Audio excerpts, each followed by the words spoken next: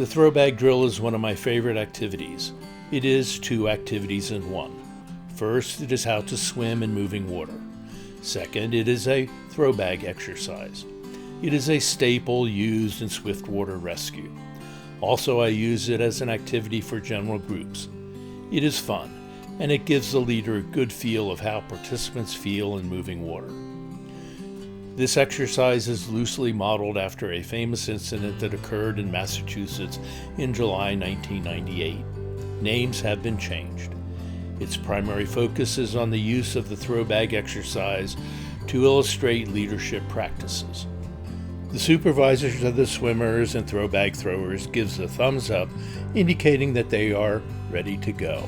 The supervisor of the swimmers reminds the swimmer to swim out into the main current and to keep your feet up. The swimmer wades and then swims out into the main current, back paddling or using the crawl stroke. The swimmer floats through the rapids using back paddle strokes to ferry left or right into the rapids. The throw bag thrower throws the bag over the swimmer. The swimmer grabs the rope and places it over their outside shoulder. The rescuer pulls the swimmer to shore, preferably into an eddy. There is at least one or more backup rescuers in case the original throw misses. Participants can rotate through the activity. The swimmer becomes a backup. The backup becomes a rescuer. The rescuer moves to the swimming station. It was afternoon. Several campers needed to leave early to be picked up by their parents.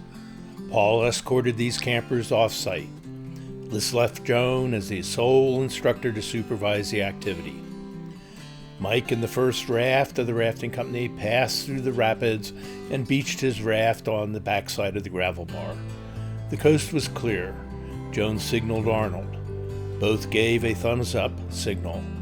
Arnold proceeded to swim the rapids. For reasons unknown, a foot trapping occurred. It was a heads-down entrapment. The other rafters beached their rafts and began rescue attempts led by Frank. Apprehensive and unsure of herself, Joan left the site to call 911 at a nearby house. Initially, several people tried to swim out to Arnold. They were unsuccessful. Then the group tried a human chain to reach him. This too was unsuccessful. Next, the rescuers tied several ropes together to create a static line across the river. With 4 people in the raft, they slid the raft along the static line and were able to pull Arnold out of the river. They began CPR immediately. The estimated total elapsed time between the heads-down entrapment and extrication was between 20 and 25 minutes. Consider conducting this activity. First, consider the positions. Who will fill them, and what are their responsibilities?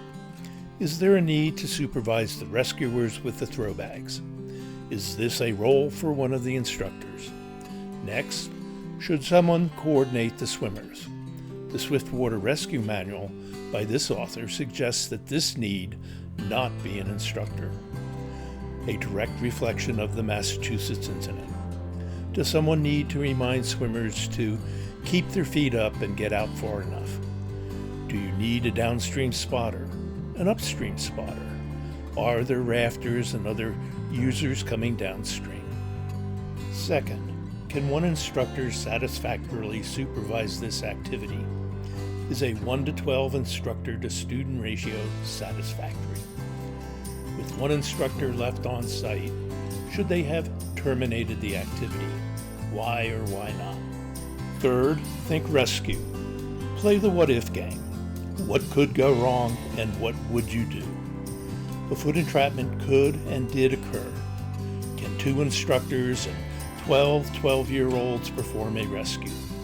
Could they have implemented a stabilization line, a snag line? Getting the people and lines to the opposite shore would be problematic.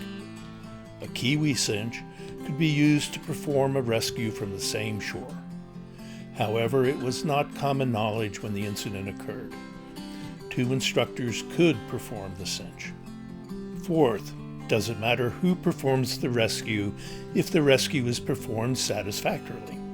The rafting company that happened by performed the rescue. the leaders of the group did not contribute to the rescue. There was general agreement among the experts that the rescue of Arnold was done properly and in a timely manner.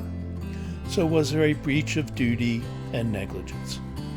Arnold lived, but will require specialized care for the rest of his life.